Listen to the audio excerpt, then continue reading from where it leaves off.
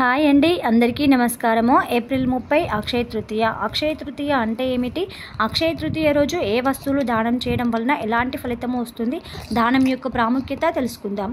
మత్స్య పురాణము 65వ అధ్యాయంలో సాక్షాత్తు ఈశ్వరుడు పార్వతీదేవికి అక్షయ తృతీయ వ్రతం గురించి వివరించినట్లుగా తెలుస్తుంది.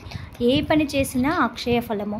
వైశాఖ శుద్ధ తదియ నాడు చేసే ఏ వ్రతమైనా, జపమైనా, హోమమైనా, దానాదులేవైనా లేక పుణ్యకార్యాచరణ ఏదైనా దాని ఫలితము అక్షయం అవుతుంది.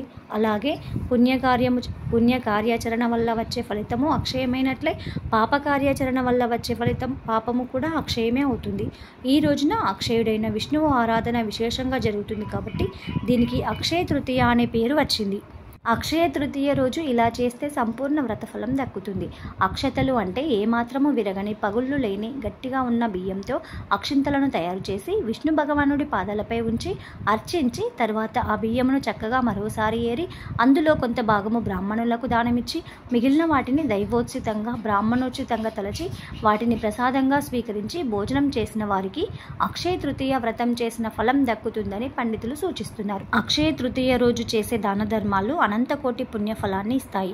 శ్రీ నారద పురాణము ప్రకారము ఈ రోజు చేసే దాన ధర్మాలు అత్యధిక ఫలితాన్ని ఇస్తాయని తెలుస్తుంది. ముఖ్యంగా సూర్యుడు మేషరాశిలో సంచరించే వైశాఖ మాసంలో వచ్చే అక్షయ తృతీయ రోజు వేడి నుంచి ఉపశమనం కలిగించే వస్తువులు దానం చేయాలని శాస్త్రం చెబుతుంది. అక్షయ తృతీయ రోజు తప్పకుండా చేయవలసిన దానాలు: జలదానము. అక్షయ తృతీయ రోజు బాటసారుల దాహార్ది తీర్చే జలవేంద్రాలు ఏర్పాటు చేసి జలదానము చేస్తే 1,000,000 రెట్లు పుణ్యఫలం దక్కుతుందని స్వర్గంలో ఉన్న పితృదేవతలు సంతోషిస్తారు అని చెబుతారు. రెండవది జలపాత్ర.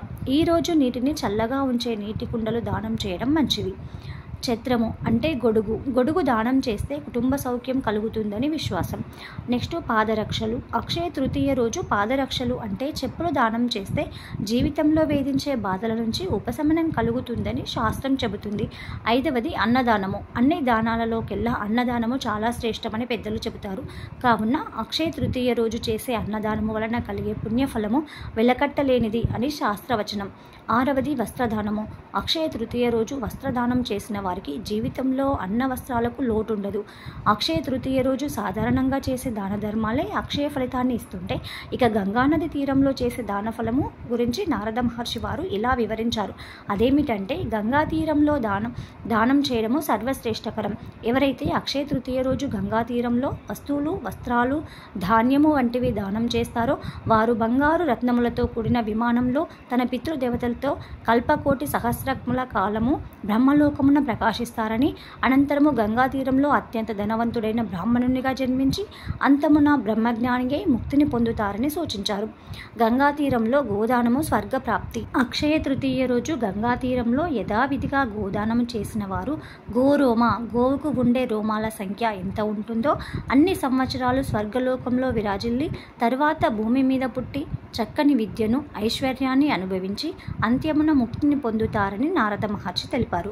పితృదేవతలకు సద్గతులు లభించాలంటే అక్షయ తృతీయ రోజు గంగానది ఒడ్డున వేద విద్యావంతుడైన బ్రాహ్మణునకు కపిల గోదానము చేసినట్లయితే నరకంలో ఉన్న వారి పితృదేవతలందరూ స్వర్గలోకాన్ని చేరుతారని శాస్త్రవచనం.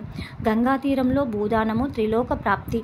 అక్షయ తృతీయ రోజున గంగా తీరంలో భూమిని దానం చేసినట్లయితే ఎంత భూమిని దానం చేశారో ఆ భూమిలో ఎన్ని ఇసుకరేణువులు ఉంటాయో అన్ని వేల సంవత్సరాల వరకు బ్రహ్మ, విష్ణు, శివలోకములలో అంటే త్రిలోకములలో నివసించి తిరిగి భూమి మీద పుట్టి సప్తద్వీపాధిపతిగా జీవిస్తారని నారదుల వారు స్వయంగా వరమిచ్చారు అనే గ్రంథాల్లో వ్రాయబడింది. చూశారు కదండి, ఇది అక్షయ తృతీయ యొక్క ప్రాముఖ్యత. అక్షయ తృతీయ యొక్క ప్రాముఖ్యత ఇప్పుడు తెలుసుకున్నారు కదా. అక్షయ తృతీయ వచ్చింది అంటే చాలు చాలామంది బంగారమో, వెండి ఏదో ఒక కొత్త వస్తువు కొనుక్కోవాలని ఆరాటపడుతూ ఉంటారు. కానీ అన్నిటికంటే ముఖ్యమైనది ఈరోజు దానం చేయడము. కాబట్టి లేని దాని గురించి ఆలోచించకుండా మన దగ్గర ఉన్న దాంట్లో ఎంతో కొంత లేని వారికి దానం చేసి ఎంతో కొంత పుణ్యాన్ని సంపాదించుకోవాలని కోరుకుందాము. ఇదండి ఈరోజు వీడియో. ఈ వీడియో కనుక మీకు నచ్చినట్లయితే లైక్ చేయండి, షేర్ చేయండి, సబ్స్క్రైబ్ చేయడం మర్చిపోకండి.